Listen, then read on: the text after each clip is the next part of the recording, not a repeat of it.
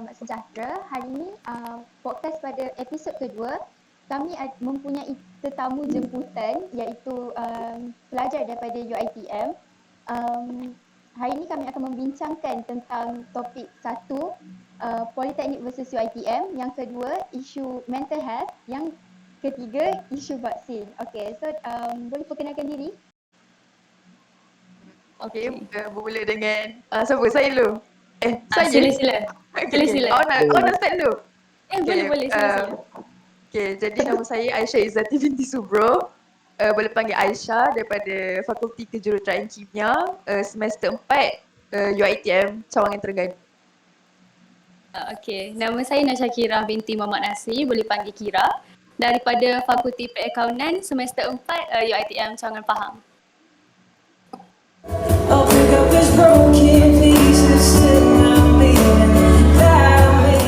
Daripada AVA Multimedia Club Politeknik Sultan Nizam Zainal Abidin Kewangan Terengganu.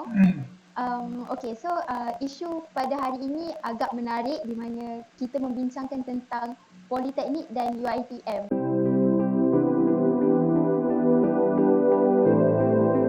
So di pihak UiTM macam mana? Ada macam pengenalan sedikit ke mengenai UiTM ni? Okay, saudari Nasyakirah boleh mulakan dulu.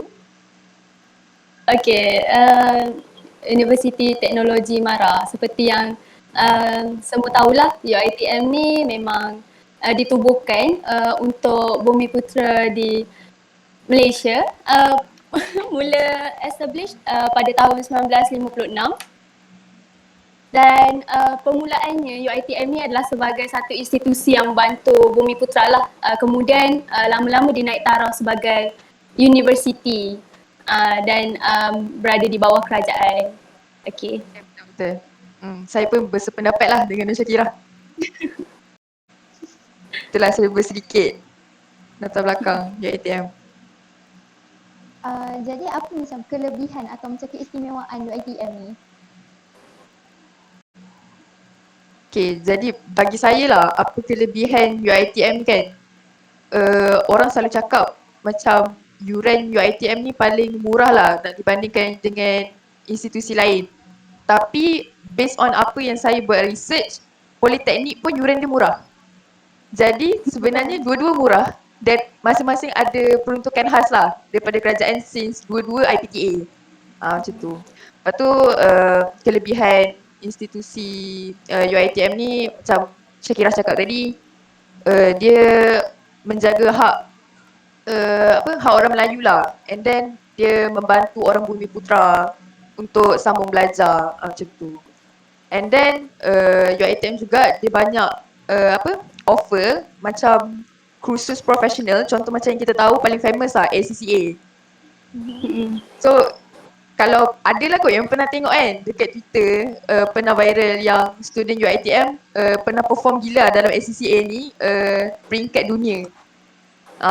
Sekiranya macam tu lah. Ke ada? Nasyakirah nak tambah? Kelebihan. It was at this moment that he knew he fucked up. Setakat ni kelebihan UiTM itulah. Saya rasa cukup kot apa yang Aisyah beritahu tadi. Sebenarnya ada banyak lagi. Apa yang saya kaji, saya buat semalam kan, apa tu, kita orang ada banyak cawangan. So setiap cawangan ni ada banyak kampus yang berterabur kat setiap negeri. Jadi kat sini kita orang boleh cakap yang student UiTM memang ramai. Sebab dia ada dekat setiap pelosok negara Malaysia tu ada student UiTM. Macam tu. Ada dalam 35 kampus lah di serata Malaysia. Betul. And setiap kampus tu pun menawarkan pengajian ataupun fakulti-fakulti yang mengikut kehendak pasaran lah. Kiranya sama ada teknikal ataupun tak teknikal, dua-dua ada. Macam tu. Okay, so berdasarkan apa yang saya kaji, ada satu UiTM yang menawarkan asasi dan satu lagi tu just diploma biasa je. So apa macam beza antara dua jenis UiTM ni? Selalunya asasi ni akan ada dekat UiTM Dengkil. Jadi Asasi ni macam yang kita tahu, dia menawarkan pengajian yang dalam tempoh masa yang singkat. Dan dibandingkan dengan diploma, diploma ambil masa panjang sikit lah. So, dia akan menempatkan pelajar-pelajar yang sambung Asasi ni dekat dengkil sahaja. Kiranya senang untuk atur kat situ je dengkil. Untuk macam cawangan lain, Semua asasi, semua fakulti lah macam asasi account, asasi sains, semua kat situ, kat dengkil. semua kat dengkil. Okay. Kalau macam diploma, untuk semua cawangan, nak cakap semua tak juga, sebab macam contoh UiTM Shah Alam tak ada diploma. UiTM Shah Alam semua degree. Kalau diploma ni dia ada dekat cawangan-cawangan macam Terengganu, Pahang, macam tu. And then ada juga cawangan yang tak ada degree. Contohnya macam UiTM saya, Dungun ada degree, tapi setakat ni Bukit Besi tak ada degree lagi. Dalam proses lah untuk adakan degree dekat Bukit Besi macam tu. Dia sebab biasanya dalam satu negeri tu kita ada, contohnya lah, ada 2 hingga 3 kampus. Jadi kita akan ada satu kampus induk dan kampus kita panggil apa? Kampus cawangan. Macam tu je. Maknanya okey, seperti di Pahang lah, sebagai contoh, sebab UiTM saya paling kenal lah. Tak ada UiTM lain. Okey, jadi kampus Jengka adalah kampus induk, manakala kampus Raup adalah kampus cawangan. Okey, jadi apa-apa macam management ataupun pengurusan memang semuanya akan mengikut pada kampus induk. Maknanya apa yang kampus Jengka buat, itulah apa yang kampus Raup buat. Tapi kepelbagaian tu pun mengikut jugalah pengurusan kampus masing-masing. Macam itulah. Sama lah. Dia sama macam poli kita lah kan. Macam kalau poli kat Terengganu ni, poli Dungun, induk, lepas tu ada lagi poli Hulu Terengganu dengan poli KT kan. Poli Besut. Poli Besut sekali. Itu mesti tak ada beza jugalah sebenarnya kan. Jadi apa macam kelayakan seseorang pelajar ni nak masuk UiTM? Apa yang dia perlu buat untuk masuk ke UiTM? Okey, jadi kalau untuk permohonan masuk ke UiTM ni pun kita tahu universiti awam kan. Jadi kita akan melalui UPU lah. Maknanya pertama sekali kita akan daftar UPU dan masukkanlah result SPM kita. Biasanya dia akan tengok lah macam result kita tu, maknanya setiap subjek tu dia ada berapa grade yang dia perlukan, macam tu. Jadi itu pun mengikut call. Syarat kelayakan dia mengikut, okey, contohnya kalau macam account, kami ni perlu jaga daripada language semua tu. Maknanya kalau time sekolah saya ambil prinsip account tu, lagi menguatkan lagi lah kelayakan saya untuk masuk ke fakulti perakaunan. Aisyah macam mana? Kalau saya, sebelum saya ceritanya tu begini. Pada tahun 69, dalam tahun 69 tu, lepas tahun 68. Lepas 68. Jadi belum sampai pada tahun 70. Belum sampai. memohon UQ dulu kan.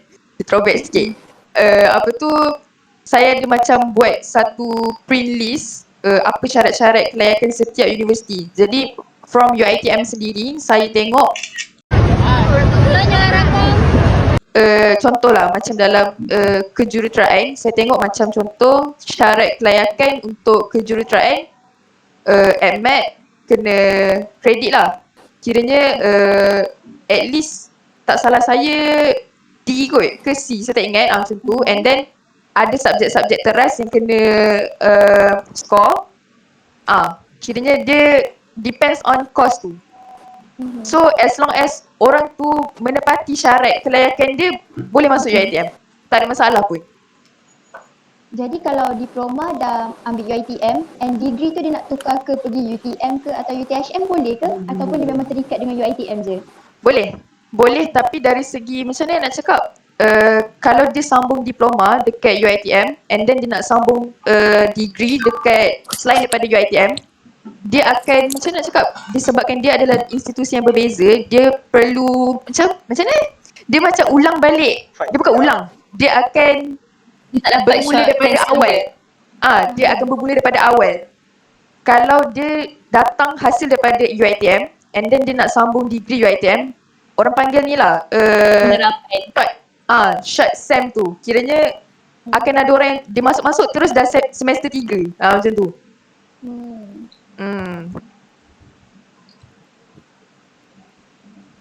Bella Itu ada jelas apa nak rasa. tanya lagi ke? Sekejap. Dia masuk sama, dia masuk sama tarikh, tapi kalau yang macam aku dari Politeknik ni, bila aku masuk UiTM, aku kena masuk daripada SEM 1. Tapi bila orang betul. UiTM masuk balik, dia terus lompat SEM 3. So dia akan habis awal lah macam tu. Betul. Macam tu lah. Kita panggil dia sebagai penyerapan. Tapi dia tengok juga kalau kos yang dia sambung tu sem dia panjang, dia ada kemungkinan untuk habis sama dengan kau lah macam tu. Oh.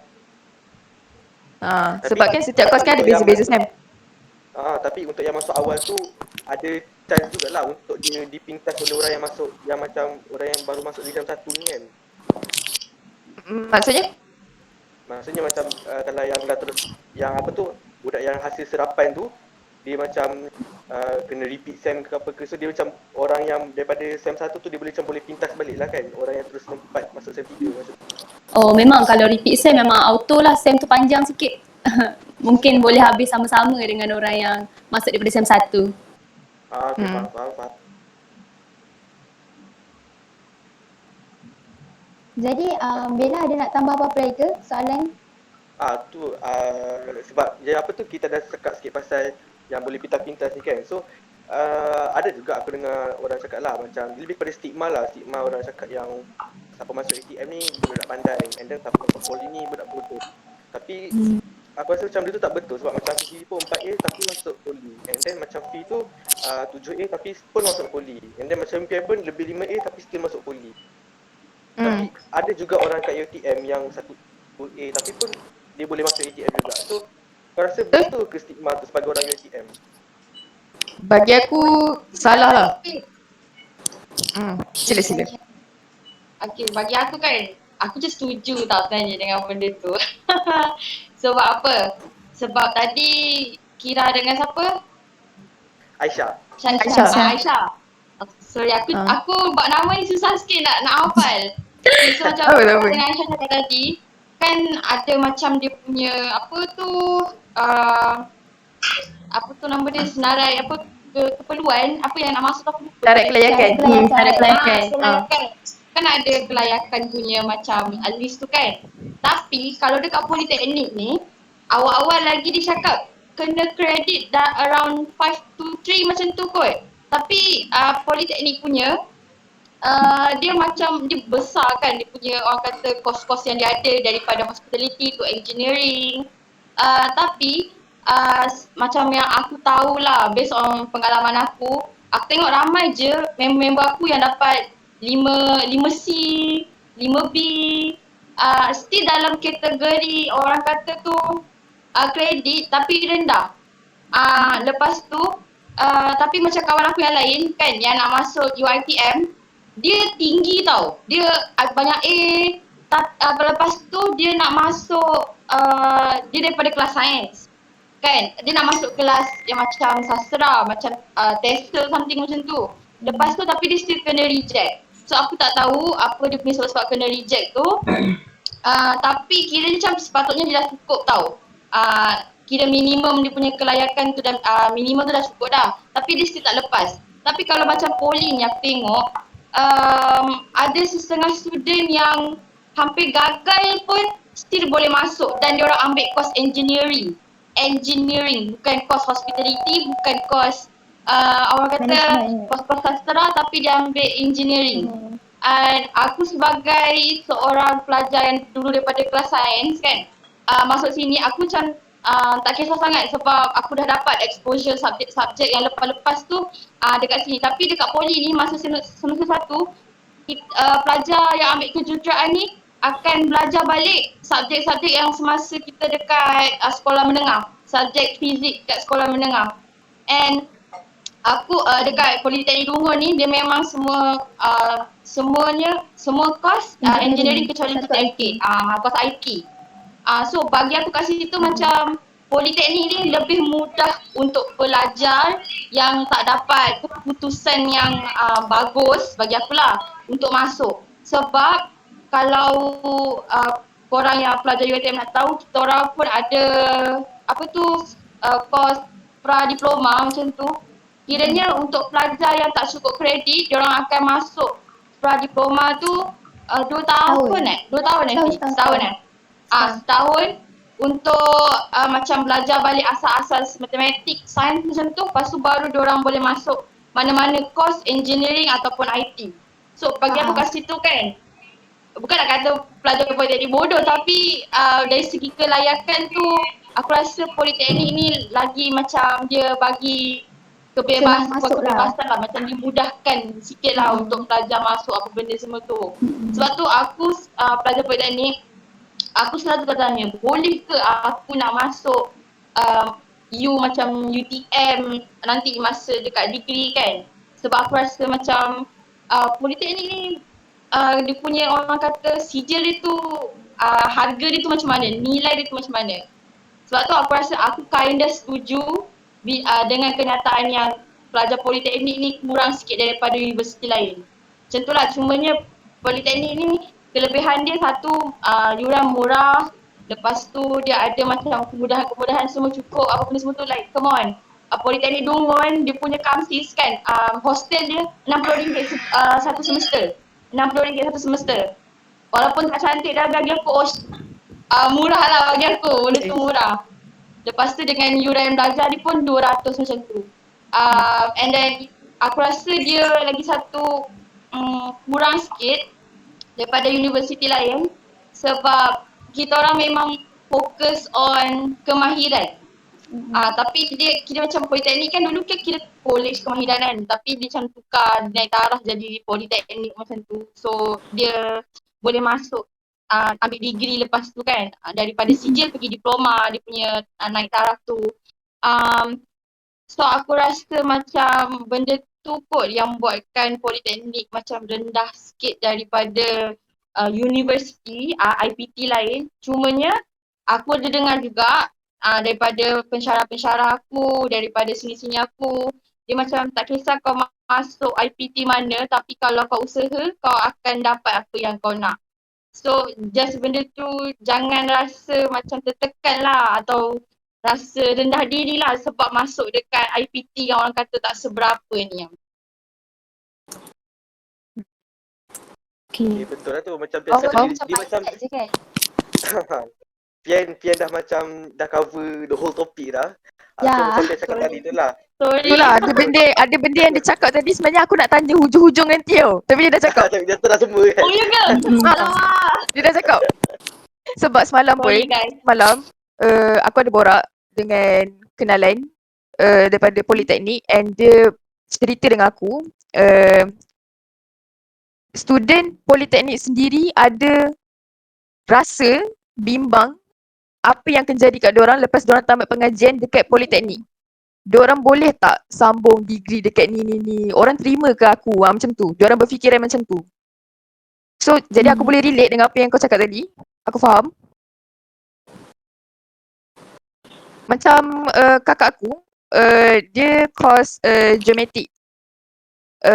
Lecturer dia pernah bagi tahu yang kalau nak sambung luar, contoh macam student politeknik nak sambung UiTM untuk course geometrik, yang lepas mungkin dalam 5% macam tu. And aku pun tak tahu kenapa benda tu macam tu. Bagi aku macam tak, macam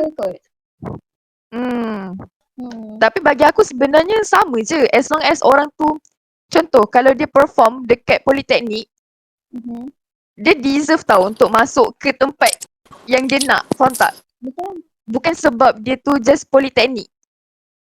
Macam tu. Tu bagi akulah. So untuk aku tak pernah rasa pun yang politeknik ni lebih rendah ke apa. Sebab elok je kakak aku kan. Jadi orang juga. Okey je, bagi aku semua sama je sebenarnya. Semua tempat belajar tu sama. Macam yang senior dia cakap tu. Betul lah tu. Sebab kadang-kadang kan, macam mungkin permohonan awal tu macam nak masuk UiTM, macam tadi ada kawan yang TESOL tu kan. Sebenarnya ada certain universiti bila nak masuk mana-mana course tu, dia akan interview dulu lah apa semua. Jadi dia macam ada satu jalan tu. Dan bila contohlah tak dapat masuk interview tu sebab tempat terlalu terhad kan, dia dapatlah pula belajar dekat poli ataupun mana-mana tempat lain yang dia dapat pula itu sebenarnya mungkin laluan baru untuk dia. Rezeki masing-masing kan. Macam yang Aisyah cakap lah, kita belajar kat mana-mana pun itu tempat belajar. Maknanya ada juga orang yang memberi ilmu. Kita pun sama-sama dengan kawan kita menuntut ilmu sama macam kat tempat lain. Jadi macam mana kita bawa diri kita tu. Sebab tu orang cakap kualiti pelajar tu bergantung pada diri sendiri. Macam mana dia bawa diri dia dekat tempat belajar yang lain tu. Maknanya mana-mana tempat belajar pun semuanya orang menuntut ilmu. Jadi bagi saya lah, tiada yang kurang dan tiada orang yang lebih. Semua institusi tu hanyalah tempat menuntut ilmu. Macam tu lah. Jadi kepada pendengar-pendengar podcast Ava, sama ada dari kalangan pelajar UiTM ataupun kalangan pelajar politeknik sendiri, dengarlah cakap Syakira tadi. Apa yang penting kita belajar. Sebab kita punya hidup ditentukan oleh diri kita sendiri. Kalau awak pun belajar macam biasa-biasa, awak dapat result biasa-biasa, jangan expect lah untuk dapat kat universiti yang kemuka dekat Malaysia ni kan. Prestige. So, study hard, Sebenarnya- study smart. Sebenarnya kita orang yang UiTM pun boleh relate. Sebabnya contoh macam kita sekarang ni topik kita membandingkan politeknik dengan UiTM. Tapi kami sebagai student UiTM pernah dibandingkan dengan universiti lain. Macam tu. Aku rasa sebenarnya korang semua tahu je. Tengok je kan selalunya kat Twitter kan. Banyak je stigma sebenarnya. Contoh macam diorang cakap, kalau dapat A dekat UiTM ni sebenarnya C je kat UiTM, dekat universiti kita orang. Salah. Kan? Dia macam ni sebenarnya. Kalau betul lah apa yang kita orang dapat tu tak deserve lah kiranya macam dia ke dia ni dapat A. Tapi sebenarnya mungkin tak A pun.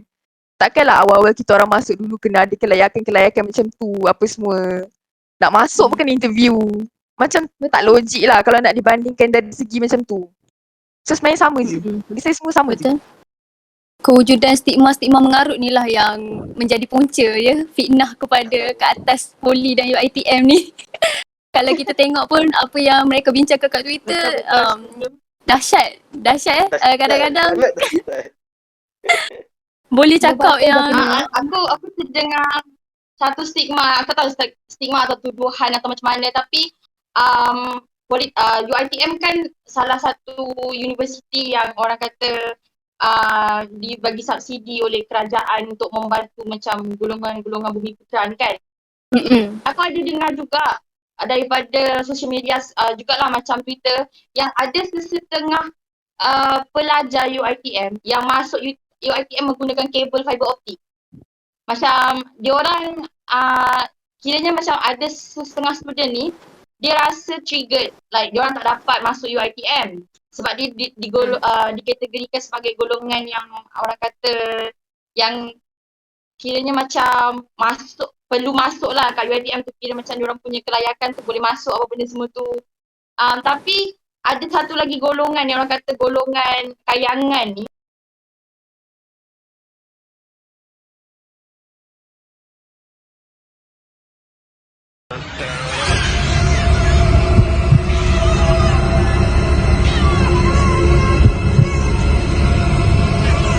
Diorang nak masuk UiTM, jadi diorang gunakan apa panggil tu, kabel dalaman diorang tu.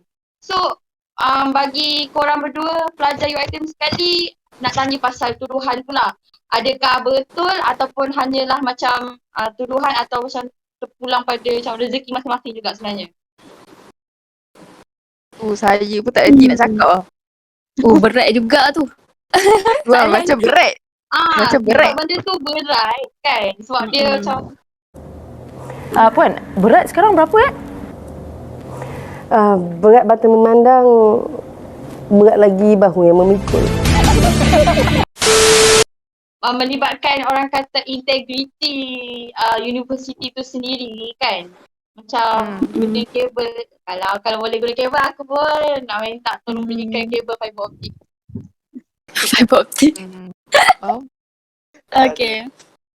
Sebenarnya isu ni memang saya mengakulah saya pun pernah jumpa apa yang orang cakap dekat Twitter. So, kita baca kan, kita tengoklah dia cakap pasal ada yang mungkin bukan B40, M40, 220 datang-datang dengan parent, bawa dengan kereta BMW lah kononnya.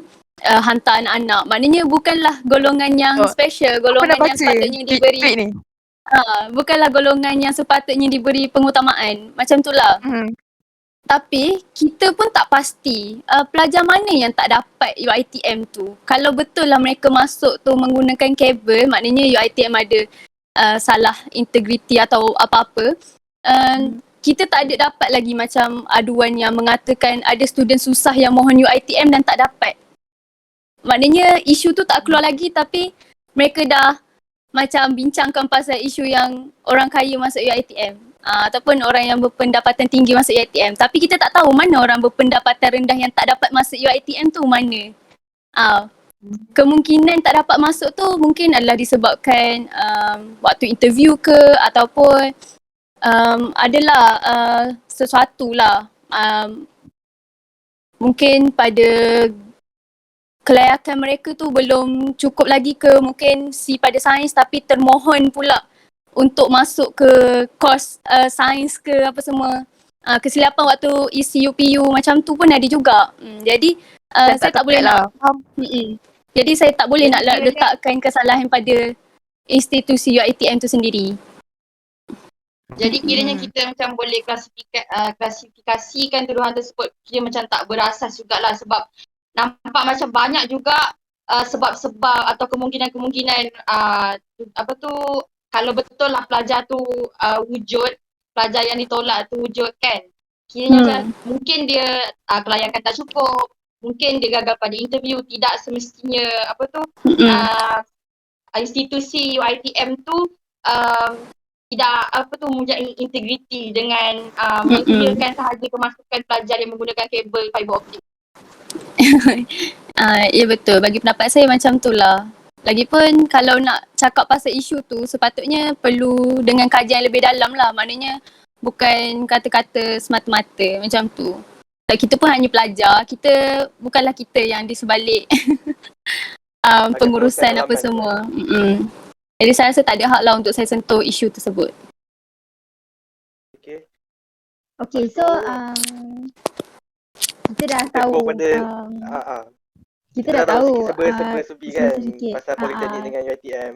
Okay, so aku rasa kita pun dah boleh tapi kita belum tahu lagi apa yang nak bercakap sebenarnya pasal UiTM je. Saya nak tahu juga sebenarnya tentang poli.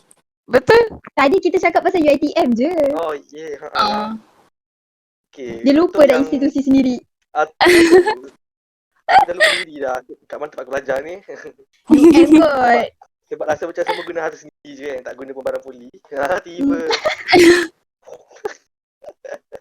Okay, so untuk poli pula, dia actually sama macam UiTM jugalah yang kita dah bincang tadi di bahagian apa semua.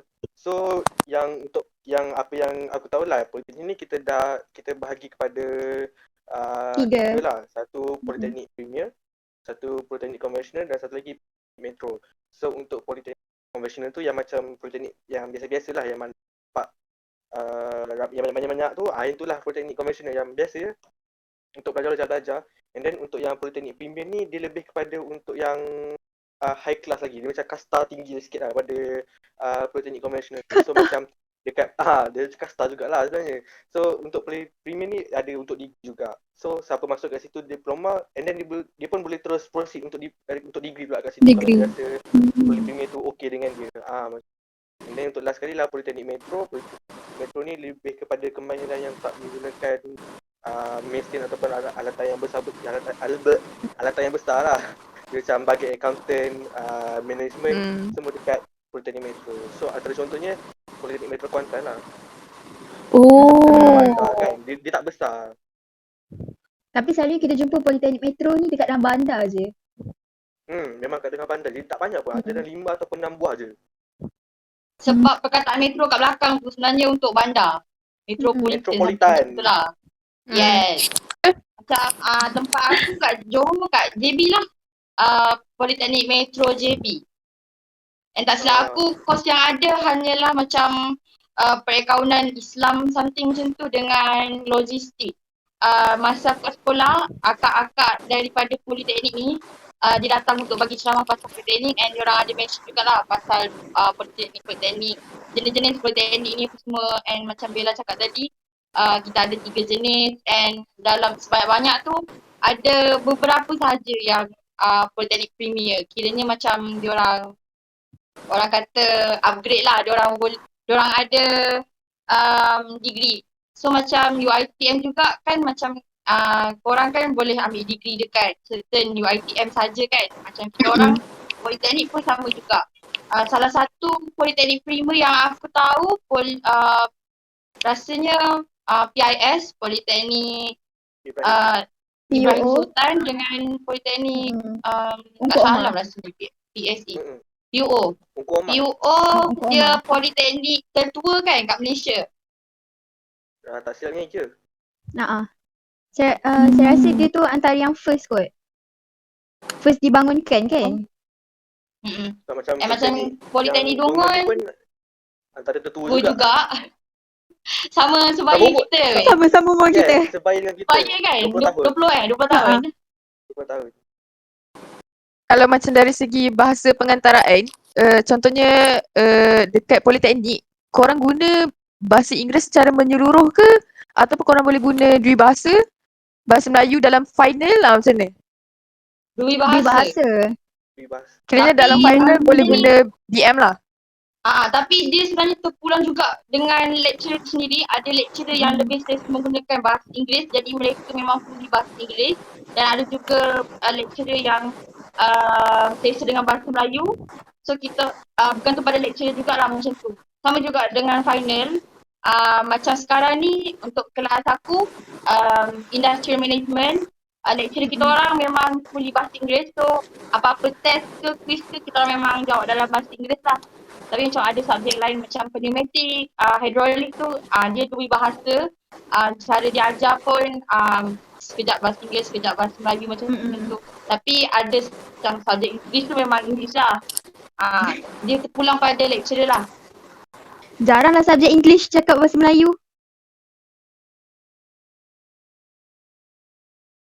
Pelik lah tu. Faham?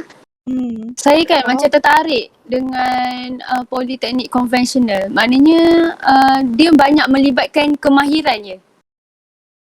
Dia lebih Semua pada politeknik kemahiran. pun kemahiran juga kan, kecuali metro je lah. Oh, semua Macam- ada kemahiran kecuali metro. Macam mana Yang tu? metro dia melibatkan kos-kos yang tak perlukan hands-on punya orang kata lab Alatan. macam tu. Equipment. Hands-on punya kelas. Macam kita orang semua kos dengan apa tu, sorry. Mechanical. Engineering macam aku mechanical engineering. So kita orang akan dalam seminggu tu kita orang akan at least ada 4 jam untuk bengkel yang dia ada, biasanya ada 4 jenis bengkel lah. Salah satunya welding. Lepas tu yang dua lain tu dia lain-lain setiap semester. Tapi dah 3 semester ni kita orang memang mesin larik dengan welding. Lepas tu yang lain adalah subjek-subjek bengkel yang lain. Itu baru bengkel, belum lagi masuk lab. Lab tu pun kita orang ada juga. Macam tadi subjek yang aku sebut tu pneumatic hydraulic, kita orang pun ada lab. Lepas tu amali tu semua, macam aku rasa benda tu pun ada juga dekat EU lain yang tu biasa. Cuma kita orang lebih kepada hands-on punya cara pembelajaran lah. Macam ada certain subjek saja yang memang fully teori. Yelah, sebab saya macam mungkin korang pun macam selalu dengar kan daripada kecil. Macam saya, kalau saya lah, yang saya tahu kalau masuk politeknik ni sangat banyak belajar kemahiran. Maknanya siapa yang macam kurang lah hands on macam saya ni, saya memang tak boleh tahu benda-benda yang pakai tangan apa-apa. Masuk lab ke apa memang susah. Okay, jadi macam orang-orang yang macam yang masuk poli ni sebenarnya saya agak respect sebab like diorang ada skill tu tau. Maknanya dia boleh survive belajar dengan kemahiran like perkara yang menggunakan tangan apa semua. So skills tu lah. Lagipun sekarang ni industri kita pun macam dah meningkat menjadi apa, lebih dia naik taraf untuk jadi digital apa semua, ke arah pendigitalan industri apa semua. Jadi macam kemahiran-kemahiran pada orang sendiri, maknanya pekerja sendiri tu saya rasa penting lah Sebab masa depan nanti kita tak tahu lagi, mungkin customer service or semua yang bahagian manajemen apa semua tu kita masih memerlukan orang, dan untuk macam perkara-perkara pengendali bahagian dalam industri tu pun kita masih memerlukan orang yang ada skill. Macam tu lah. Lagipun macam saya accountant lah contohnya kan. One day mungkin boleh di-replace dengan sistem perakaunan yang lebih mudah. Faham tak? Maknanya macam dah kurang, maknanya dah makin kurang dah saya punya peluang pekerjaan di masa depan tu. Tapi orang yang ada skill ni saya tengok macam dia masih ada peluang tu lagi banyak in the future. Macam tu lah. Sebab tu lah saya macam tertarik sikit dengan politeknik yang dia kemahiran. Macam tu lah. Faham. Oh, krik. Okay, so saya rasa mungkin isu di Politeknik dengan UiTM dah jelas. Mungkin kita boleh pergi ke topik yang kedua, iaitu isu mental health.